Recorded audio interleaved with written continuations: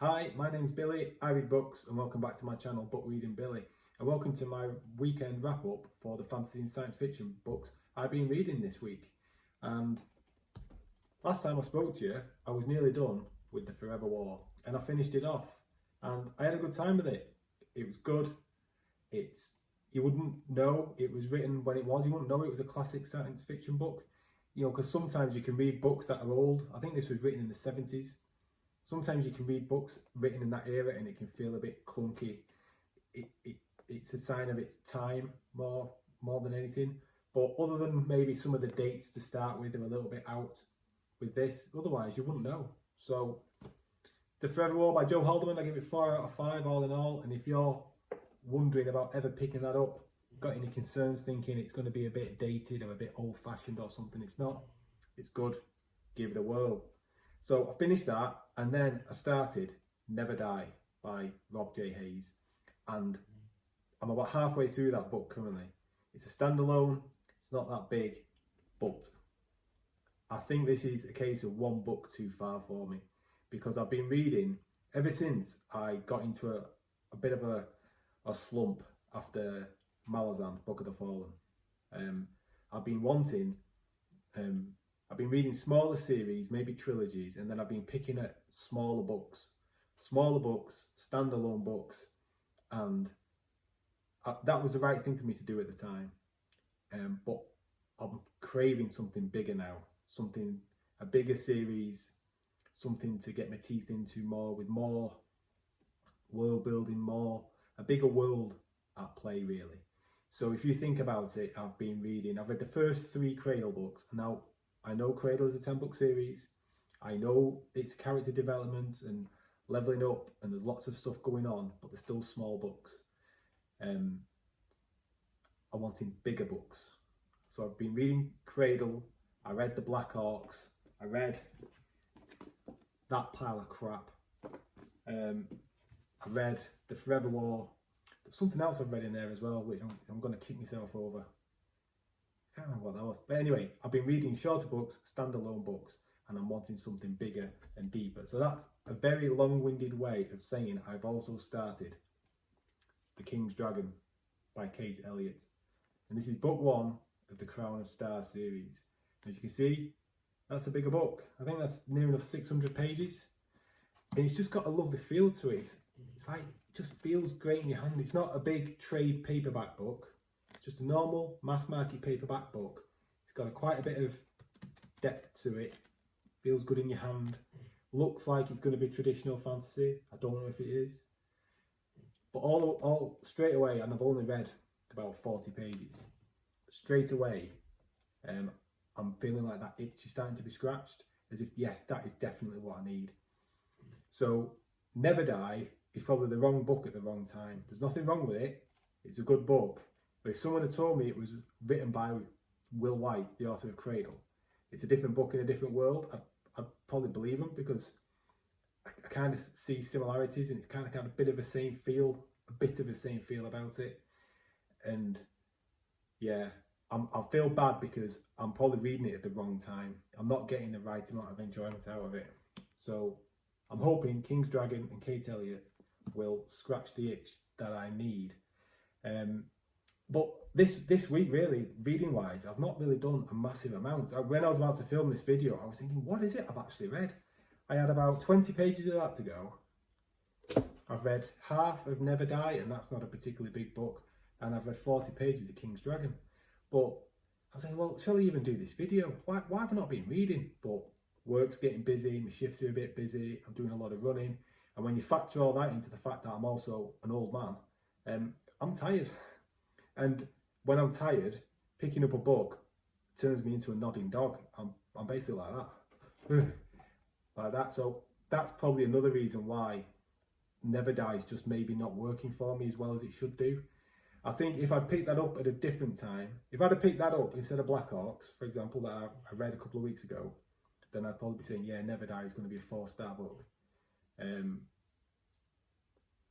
But the way I'm feeling at the minute as I'm reading it, I'm just not feeling the love for it, and it's not really doing, I'm not really doing the book, and I'm not really doing the author any favours, really. I will finish it. It's interesting enough, But there's just a couple of things with it that I don't like, and it's the storytelling. It's the way the story's told. And bear with me with this because this is a bit of a bizarre comparison. But Best Served Cold by Joe Abercrombie. I had the same issues with that. Now, if you don't want me to spoil this, put your fingers in your ears and I'll wave to you when I've done, okay? Because I'm not going to spoil the plot, I'm just going to talk about the way the book's structured and why it's not working for me. So, 3, 2, 1, fingers in your ears. Best Served Cold, you have get revenge against person 1 to person 2, 3 to 4 to 5, or however many they are, and then you know you're going to have to get to that last person. And you know, even with it being Joe Abercrombie, your main character is going to get to the end and fight that last guy. You don't know how that's going to go, but that's the way the story's going to get told. So if you're reading a book, you can almost go, well, that's going to be up to the first one, that's going to be the second, and then the third, and then the fourth, and then the fifth, and then we're going to get to the last bit. And I don't like it when I know that's how a book's going to go. Never Die, it's when bearing in mind when you look at the cover, gives you a clue as to how many people may be involved in this story. And then when you meet the first couple of characters and you see how it's going, you can go, oh, well, we're going to have to go and get that one, and then meet this one, and then meet this one, and then meet this one. And I don't like it when books are as obviously structured like that. So I'm about halfway through and I'm kind of getting to the end of that now, and then I feel like the story is actually going to start and I can maybe be a little bit surprised. And I think that's part of the thing that's bugging me with it, is it feels like I've just got to get past this bit before the story will actually move on a little bit more. So now I've stopped rambling, you can come back, Hiya, you alright? Sorry if I've spoiled it for anyone, but I gave you warning. So anyway, back to The King's Dragon. This has got a 3.8 average rating from nearly enough 9,000 reviews on Goodreads. So 3.8 is not a bad score, but from my past experience, 3.8 means there's something that people don't like, and I'm trying to wonder what that is, what it could be, because it's a 7-book series. So you know, if the books were rubbish, would all 7 books really get published? I mean, Kate Elliott, from what I've seen, the bit of research I've done, she's done a lot of series now. She's written a lot of books. So I think that might be her debut novel. So maybe there's just a few clunky bits in it, I don't know. Maybe, because it looks like a traditional fantasy book, maybe it's not. Maybe there's something a bit different in there that your average reader, I say your average reader, I don't mean it like that. Well, normal reader, not like your man here, not like hardcore book reading Billy. You might just see that on a bookshelf in a bookshop where they go in there once a year and they pick it up, thinking it's going to be like some heroic knight on a horse going saving a damsel in distress, fighting a couple of monsters, bish bosh, job done. And maybe it's not like that at all. So I'm thinking that might be a reason why it could be a 3.8. Maybe it's all just set up. Maybe not a great deal happens in this book, and because it's a 7-book series, people may have bought that up when it was just the first book, didn't know it was the first one in a planned series of 7, and thought, what's this? Nothing happens, this is what I wanted. So those, or maybe it's just not good, but those are my thoughts on that. Now, I have the first one. I also bought the second one a while ago, and because I didn't really have any plans of reading these anytime soon, I didn't really look at the cover for book 2, The Prince of Dogs. And I'm not being funny, but this is an awful cover. Look at the state of that. What is going on there? My word. You've got these like mutant vampire bat dogs. 5 of them. Okay, now I think I might be reading a bit too much into this, because I'm not thinking that cover is conveying an accurate representation of maybe what happens in this book. But from what I can see from this is that this dog here, this mutant vampire bat dog, is the leader, and he looks pretty angry. He looks pretty angry and mean, and so do that one and that one. In fact, that one looks like a right little nasty little so-and-so, doesn't it? Look at their faces. They really mean it. They mean business, those 3. But then I think the other 2, so that one and that one, are a bit like hangers-on, because they don't really feel like they're loving it. They don't feel like they're feeling it. the faces there. It's like, yeah, well, we're here with these guys and they're dead mean, so yeah, we're going to be here. But really, have you got any treats? Have you got a treat we could have? Because I'm a bit hungry, but I'm angry as well because I'm getting bullied by these three psychos.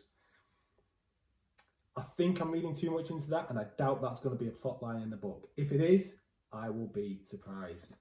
But yeah, Prince of Dogs, don't know when I'll get to that.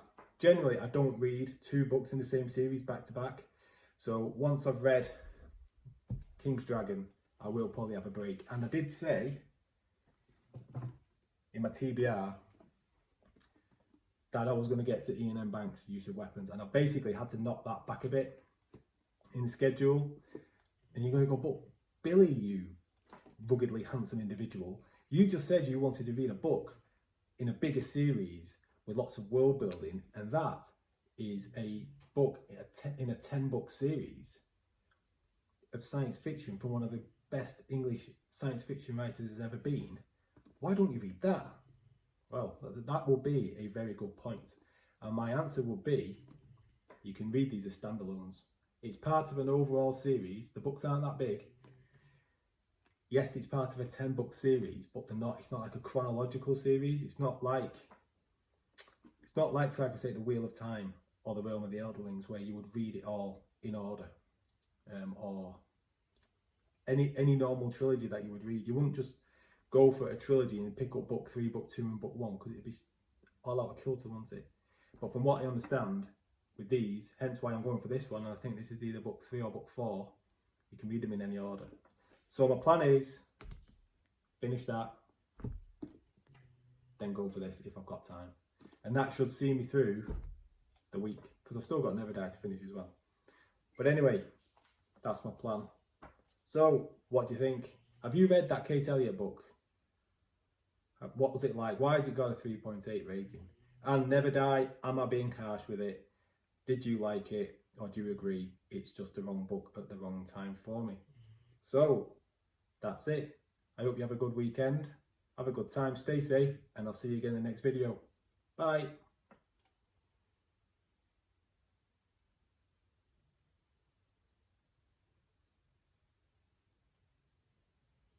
Are you still here? Oh, well done, you've not gone. You didn't just press stop straight away. Well, luckily for you, I've got a little bit of something else, because a few weeks ago on one of my weekend wrap-ups, I did something like this, and I gave you a little story in relation to a horse. It was a funny story about a horse, but it was also a little bit bittersweet. And if you were lucky enough to watch that, I will, if I remember, I'll link that video down below so you know what I'm talking about. I have a horse update for you, because you may have been wondering how the horse was. Well, I saw the farmer in the field, and he was looking at his fence as to why it was bent. So I explained it to him, and I asked how the horse was, and he gave me an update. It's quite in depth, so I had to make some notes so I get it right. So just bear with me and I will tell you. Quote, "He's fine, he's always doing it, he's a knob." End quote.